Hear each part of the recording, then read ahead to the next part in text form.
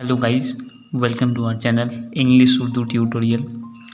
तो आज हम लोग बात करने वाले इस वीडियो में क्लास 10 इंग्लिश का एक पोएम है। पोएम का नाम है my own true family. Writer का नाम है, पोएट का नाम है टेड ह्यूजेस।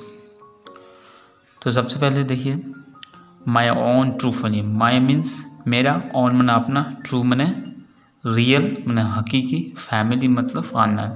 तो मेरा अपना हकीकी फैमिली, तो इसका मीनिंग होता है। तो इसका लिखने वाला है टेड ह्यूजेस। तो सबसे पहले टेड ह्यूजेस के बारे में जानकारी हासिल करते हैं। तो इसका नाम है एडवर्ड जेम्स, और उसका हम लोग पोएट की दुनिया में हम लोग कहते हैं उसको टेड ह्यूजेस। तो ये 1930 में पैदा हुए थे और 1998 में इसकी मौत हुई थी। Was it noted English poet, ये क्या है, अंग्रेजी शायर है, माने English. And had been the poet lived, और एक दरबारी शायर भी है। कब से, उसकी मौत से लेकर 1984 से लेकर उनकी मौत तक जो है वो दरबारी शायर है। तो उसका मशहूर जो पोएम है, उस पोएम का नाम है birth letters, the hawk in the rain and tales from orbit. तो ये उसका जो है पोएम का नाम है, जो बहुत ही मशहूर है। तो ये राइटर पोएट के बारे में हो गया। अब पढ़ते इस पोएम के बारे में। The poem describes the magical experience of a young child in an oakwood and indicate that human beings and trees should thrive as a single family. तो इसमें जो है एक यंग बच्चे का जो है मैजिकल एक्सपीरियंस को बता रहा है। इसमें जो ओकवुड का मतलब ओक का जो दरख्त है, उनका एक जंगल है, मतलब गार्डन है। तो वहाँ पर एक मैजिकल एक्सपीरियंस होता है एक बच्चे के साथ। क्या होता है, and indicate that human beings and trees should thrive as single family.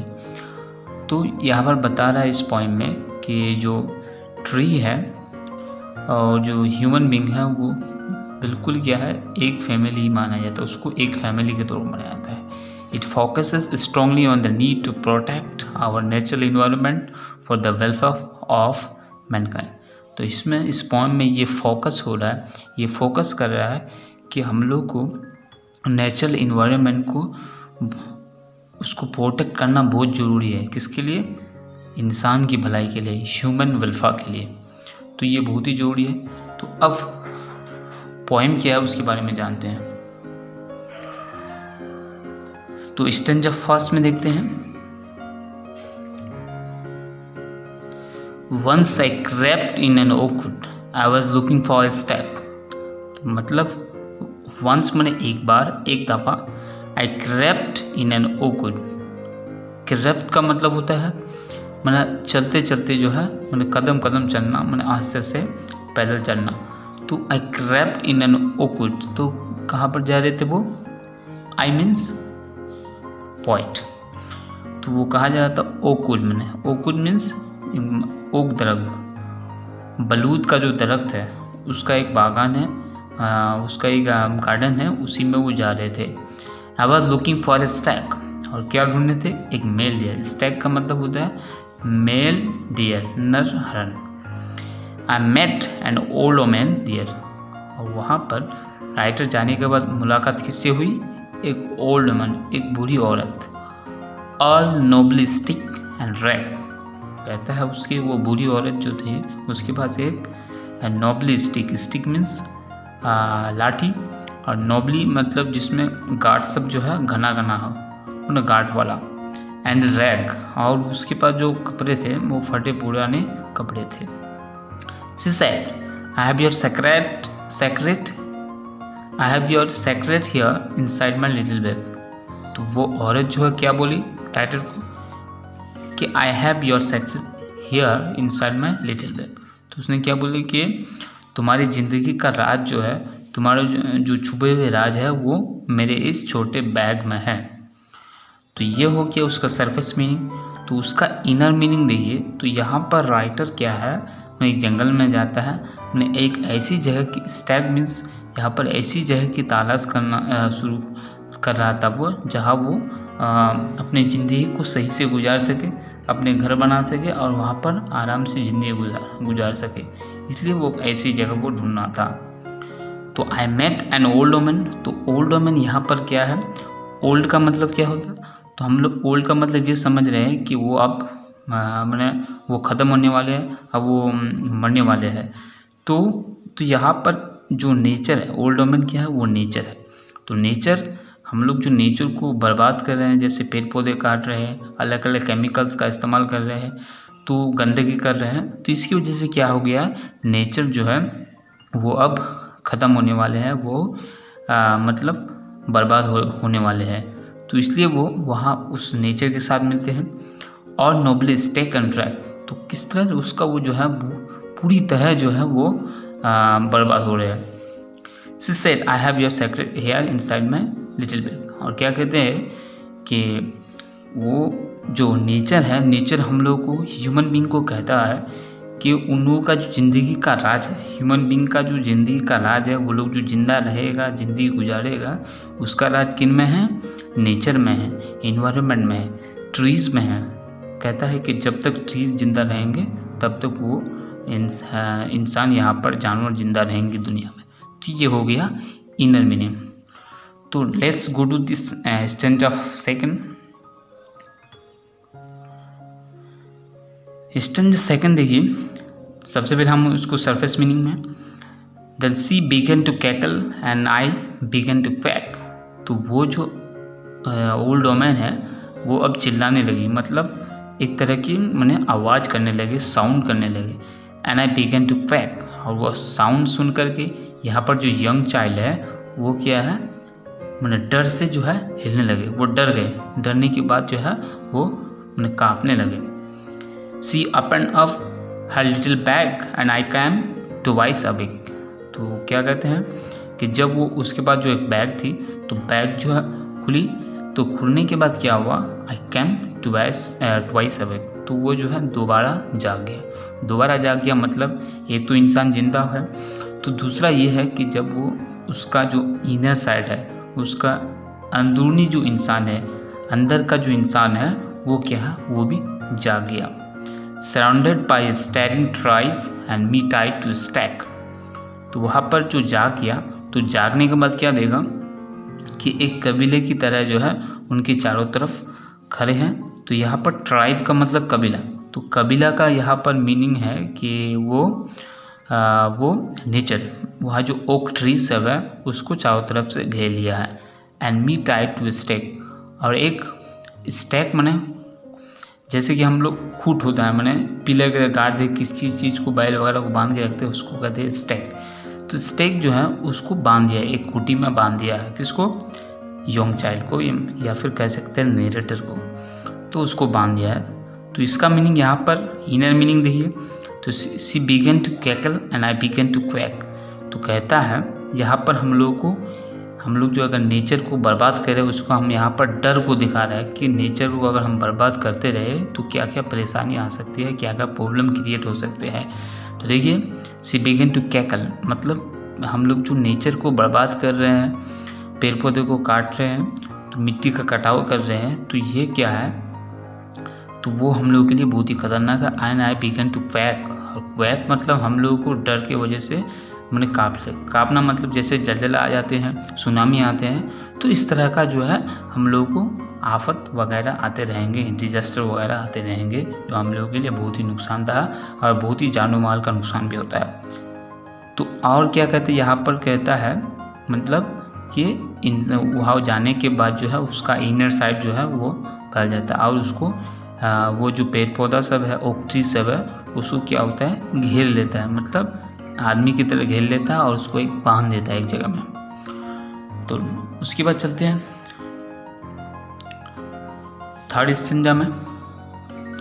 Third stanza है, they said we are the oak trees and your own true family. क्या कहता है, वो लोग जो उस यंग चाइल्ड को या फिर नेरेटर को जो घेर लिया था वो ओक ट्रीज सब और बांध दिया था, तो बांधने के बाद क्या कहता है वो ट्रीज सब, दैट मीन्स ओक ट्रीज, तो we are the oak trees. क्या कहते हैं वो लोग कि हम लोग ओक ट्रीज हैं, मतलब बलूत के दरख्त है, and your own true family, और तुम्हारा हकीकी फैमिली, रियल फैमिली है और सच्चा फैमिली है जो तुम्हारे लिए फ़ायदेमंद भी है और ज़रूरी भी है। We are chop down, we are torn up, you don't blink an eye. तो क्या कहते हैं कि लेकिन हम लोग चॉप डाउन मैंने काटे जा रहे हैं। चॉप डाउन मतलब जैसे कि हम लोग बड़ा पेड़ को जब काटे टुकड़ा टुकड़ा करके, जैसे हम लोग उसको सील कहते हैं, तो उसको उस तरह से उसको कहते हैं चॉप डाउन। तो वी आर, हम लोग काटे जा रहे हैं, वी आर टॉर्न अप, और हम लोग को मतलब मशीनों में जो उसको तोड़ा जाता है, टुकड़ा टुकड़ा किया जाता है। तो you don't blink an eye, तो क्या कहते हैं कि तुम इसके इतना कुछ हो रहा है हम लोग के साथ, तुम लोग का रियल फैमिली है हम लोग, तब भी तुम इतना कुछ हो रहा है हम लोग का, तो तुम थोड़ा भी उसमें ध्यान नहीं देते। ब्लिंक एन आई मतलब, ब्लिंक का मतलब आँख झपकाना, प्लग झपकाना। तो यहाँ पर प्लग झपकाना नहीं, यहाँ पर होगा मैंने ध्यान नहीं देना या फिर उसका नज़र नहीं डालना।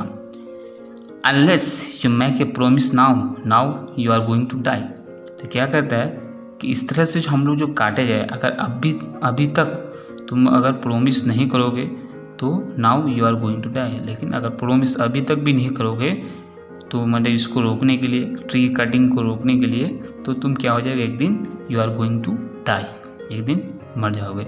चलिए नेक्स्ट पेज में चलते हैं, नेक्स्ट स्टैंजा में।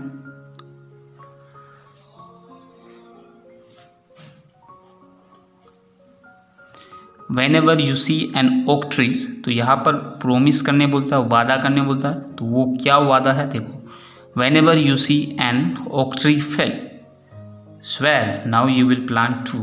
कहता है वो वादा ये है कि जब तुम एक ओक ट्री को गिरते हुए देखोगे, तो यहाँ पर सिर्फ ओक ट्री को गिरते हुए काटने में सिर्फ नहीं रोकना होगा, ऐसा नहीं है, लेकिन और भी जो बाकी ट्री है उसको भी रोकना। तो यहाँ पर कहने का मतलब है कि ओक ट्री मतलब जो सारे दरख्त हैं, तो उसको जब गिरते हुए देखोगे, swear now you will plant. अगर तुम एक दरख्त को गिरते हुए काटते हुए देखोगे, तुमको क्या करना होगा, 2 लगाना होगा, ये तुम वादा करो। Unless you swear the black oak bark will wrinkle over you. अगर तुम ये वादा नहीं करते हो, ये वादा को पूरा नहीं करते हो, तो ये जो ब्लैक, ये जो ओक ट्री का जो छाल सब है वो तुम्हारे ऊपर हम लोग फिर मैंने छोड़ देंगे, वो गिरा देंगे, तुम्हारे ऊपर डाल देंगे। And root you among the oaks where you were born but never grieve. तो कहता है और इन दरख्तों के बीच तुमको छोड़ देंगे, और जहाँ पर तुम तो पैदा हुए थे लेकिन तुम और जिंदा नहीं रहोगे, मतलब तुम्हारी मौत हो जाएगी, तुम्हारी डेथ हो जाएगी। तो ये है स्टेंजा 4th। तो अब चलते हैं स्टेंजा 5th में। ये लास्ट स्टेंजा है। तो लास्ट स्टेंजा देखिए, this was my dream beneath the boughs the dream that altered me. तो यहाँ पर कहता है, तो वो जो राइटर उस ओकवुड में गया था, तो वहाँ जो इतने सारे वाक़ात हुए, तो उसको ऐसा लगा कि ये एक ख्वाब है, ये जंगल के नीचे एक पेड़ के नीचे एक क्या है, ख्वाब की तरह उसको लगा, लेकिन ये ख्वाब नहीं था। The dream that altered me, तो उसको ख्वाब ही मानता है नरेटर। तो कहता है ये जो ख्वाब मैंने देखा, तो वो क्या हो गया, वो बिल्कुल मुझे बदल दिया। ऑल्टर्ड मी माने बदलना। तो ऑल्टर्ड मतलब एक जैसा ही, मतलब एक चीज़ से 2 हो जाना, बिल्कुल जैसे कि कॉपी। तो कह सकते हैं ऑल्टर्ड का मतलब होता है यहाँ पर हम लोग 2 एक जैसा। तो 2 एक जैसा मतलब कह सकते, जरूरत तो नहीं कह सकते, मतलब एक जैसा आदमी मैंने एक ही, तो जरूरत तो नहीं है लेकिन अलग अलग एक ही जैसा है। तो ड्रीम दैट ऑल्टर्ड मी मतलब कहता, यहाँ पर जो नरेटर उस जंगल में गया था, तो वो जाने के बाद जो है ऑल्टर्ड मी, तो ऑल्टर्ड मतलब वो जो है बदल गया मतलब एक उसका इनर साइड और एक उसका outer side.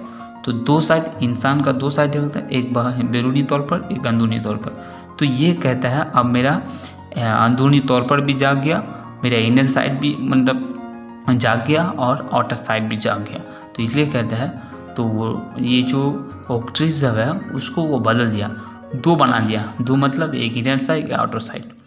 When I came out of the oakwood back to human company, तो जब वो ओकवुड से बाहर निकला बैक टू ह्यूमन कंपनी, इंसानों के बीच वो वापस आ गया, तो my walk was the walk of human child but my heart was a tree.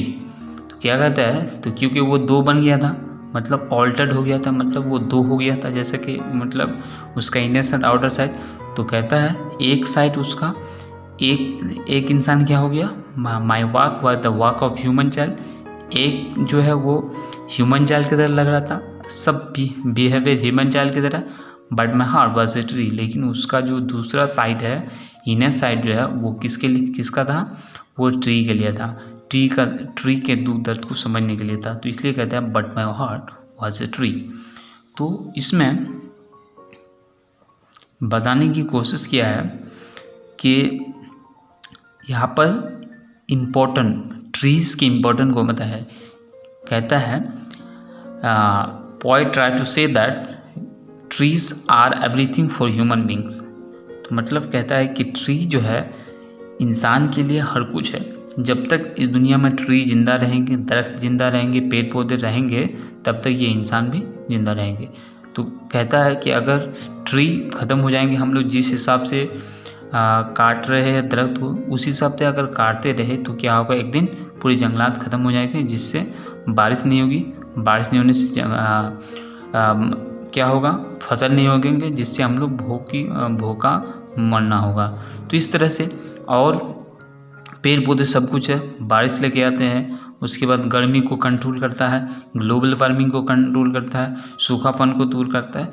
तो जितने भी मसाइल है वो सब को क्या है, पेड़ पौधा दूर करता है। तो इसीलिए कहता है कि इस पोएम में हम लोग को पेड़ पौधे की अहमियत, ट्रीज़ की अहमियत को, इम्पोर्टेंसी को बताया हम लोग कि वो हमारी लाइफ में क्या इम्पोर्टेंट है।